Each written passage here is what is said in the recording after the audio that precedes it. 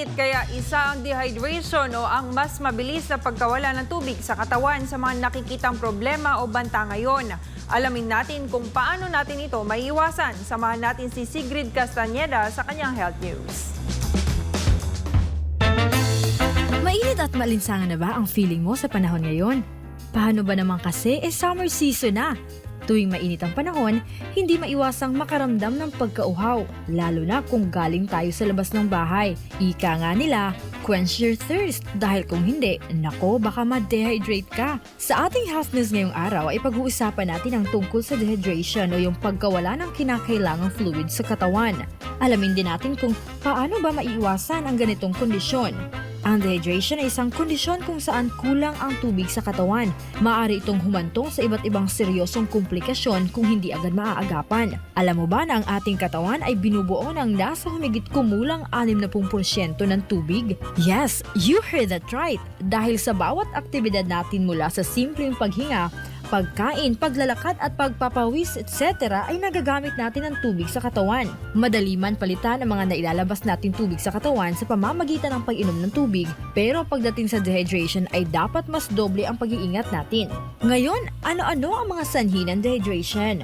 Ang dehydration ay maaaring sanhi ng kakulangan ng pag-inom ng tubig, sobrang pagpapawis, pagsusuka, pagtatae o matinding lagnat. Sa panahon ng matinding init tulad ngayon ay mas mabilis nawawala ng tubig ang katawan dahil sa labis na pagpapawis. Isa sa mga unang palatandaan ng dehydration ay ang matinding pagkauhaw.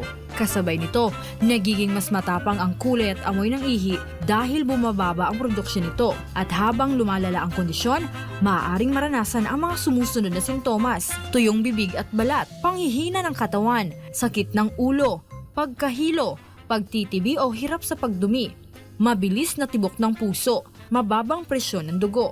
Sa matinding kaso ng dehydration, maaaring magkaroon ng mataas na lagnat, deliryo o kahit pagkawala ng malay na nangangailangan ng agarang medikal na atensyon. Ngayon, paano ito maiiwasan?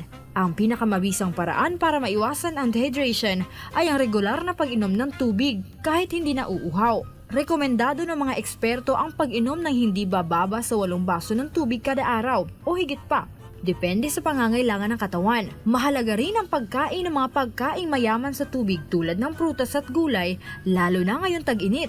Kung ikaw naman ay isang atleta o taong may aktibong pamumuhay, mainam na uminom ng electrolyte-rich drinks para mapanatili ang balanse ng tubig at asin sa katawan. Samantala, ang mga chikiting at ang ating mga lolo't lolay kailangang regular ding uminom ng tubig kahit nasabihin nilang hindi sila nauuhaw. Ito ay para maiwasan ang dehydration. Laging tandaan na ang dehydration ay hindi isang biro. Isa itong seryosong kondisyon na posibleng makaapekto sa sino man. Pero maiiwasan naman ito sa pamamagitan ng sapat na pag-inom ng tubig. Kaya naman mga ka-partner, don't forget to stay hydrated this summer season.